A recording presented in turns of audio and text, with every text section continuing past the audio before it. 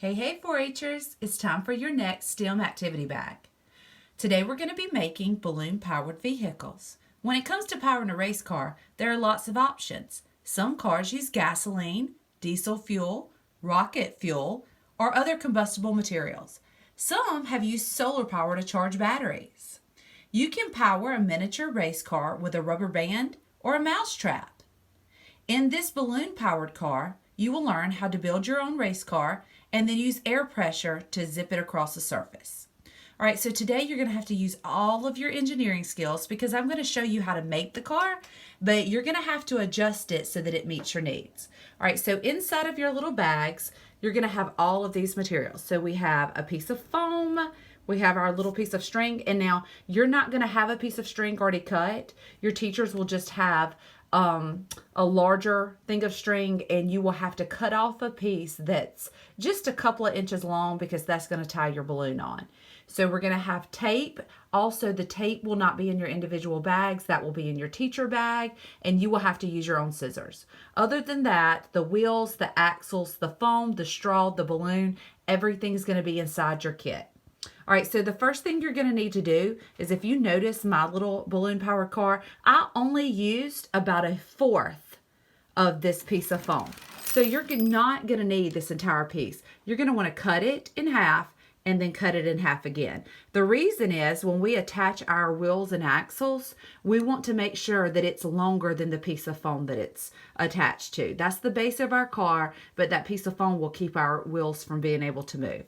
So we're going to cut this in half and then cut it in half again. The next step is, if you would like to decorate the base of your car, you can go ahead and do that now. I'm not going to decorate mine just for time purposes, but just know that that's an option. Give it some flames or something really cool. So we're going to take our straw, and now in most of your bags, I put 2 straws. Some of your bags only have 1, but 1 is all that is needed. All right, so if you notice on our straw right here, we have this little expandable part. We're going to cut the straw right beneath the expandable part. Once you have your 2 straws cut in half, and I did not do a good job of making that perfect, but I'm sure that you can do a better job than I did.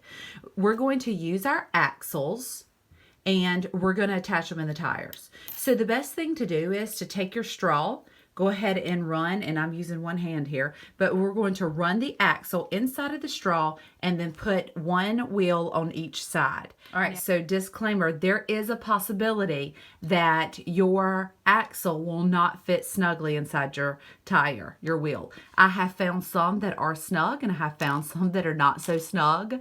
So that's going to be part of the engineering challenge also. You will have tape. So I have used a little bit of tape, and you can peel off just the tiniest little bit. And when I say tiny, I mean T90 tiny, probably even half of this, and wrap your axle with it, and it will kind of make it a little bit thicker so that you can stick that inside of your wheel and it will fit snug. So you want it snug enough to where it's not going to roll out. I'm going to go ahead and do mine, and then we'll pick back up.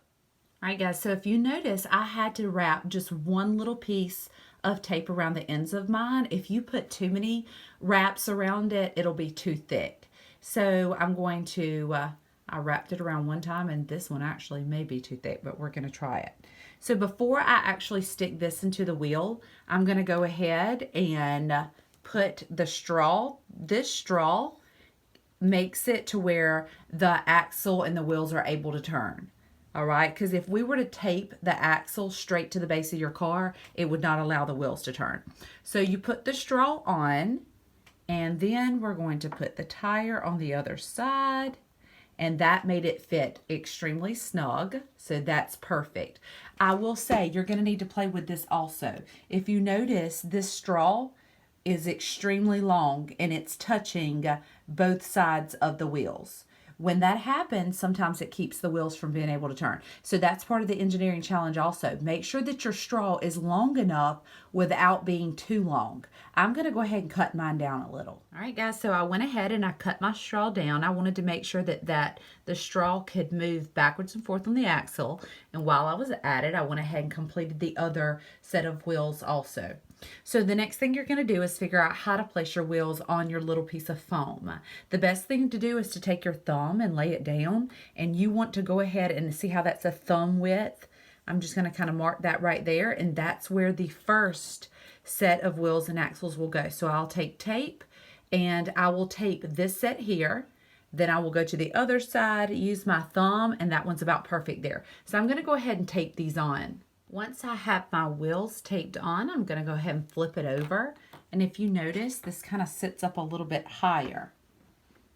All right, so the next part, just like my example over here, we're going to have to use the rest of the straw. And we're going to go ahead and pull that out so that it's stretched out all the way. We're going to use our balloon, and then we're going to need our piece of string. So when you do this, you want to go ahead and take and stick your straw all the way inside of the balloon, and then we're going to tie the string on it to secure it. Now, as you can see, I pulled my straw all the way out. I stuck it inside of the balloon, and I used the string to tie it tightly. Now we're going to, and this is where it really gets challenging, guys. I want you to figure out the best place for this. So we're using the oxygen inside of this to power our car. So we've got to figure out, do we want it in the front? All right, if we are going to put air in this way, it fills the balloon up. Which way is the air going to come out? It's going to have to come out that way. So if the air goes out that way, which way is the car going to go? It's going to go that way. All right. So, and when you're placing this on, you just want to make sure that your weight is distributed equally. You know, so if we stick it here, is it too heavy? Do we need to put it in the middle? I can tell you I've tried all of the ways, and there's no perfect way. If your car is too heavy, if the foam is touching the wheels, there are lots of little things that can keep this from moving. All right, so when we put this air in, what we're going to do is go ahead and once you figure out where you want it, take a piece of tape and just tape it to the top. All right. You're going to blow into the balloon. It will fill the balloon up, and then your vehicle should start to move. Depending on if it moves fast or slow, that will be what makes you determine whether or not you should move your balloon, make an adjustment to your car. Maybe you have tape somewhere that's weighing it down. Newton's third law of motion says that for every action, there's an equal but opposite reaction. So the balloon releases the air in one direction, and the car moves in the opposite direction. All right, so we're going to be talking about potential and kinetic energy. So kinetic energy is when that energy is in motion. When you put that air in and your car moves, that's kinetic energy. When you just put your air into the balloon and the car sits there, as that balloon fills with air, it's adding more and more potential energy. Because potential energy is stored energy. It's energy that's just sitting there waiting on you to release it so that it can move and become kinetic energy.